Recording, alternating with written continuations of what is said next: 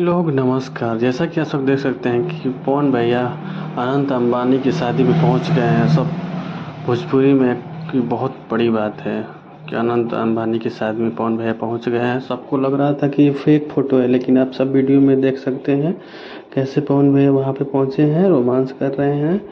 और ये real video है। उन लॉलीपॉप सॉन्ग उन्होंने गाया और उस पे सब लोग नाच रहे थे। MS धोनी, अनिल कपूर, सब कोई जितने बॉलीवुड के थे। और लॉलीपॉप गाना जब बजाया गया तो उनको बार बार वो 2 गाना बजाया गया, 2 बार उसको बजाया गया, इसलिए कि उस सॉन्ग का इतना डिमांड है। आप सब देख सकते हैं वीडियो में क्या येलो कलर का पवन भैया शेरवानी पहने हैं, क्या मस्त लग रहे हैं। उनके साथ अंबानी के साथ फ़ोटोज़ भी वायरल है। उनको रूम भी मिला था पवन सिंह का, देखिए। और उनके साथ पवन सिंह के साथ विक्की गए थे, उनके मैनेजर गए थे, विशाल सिंह गए थे।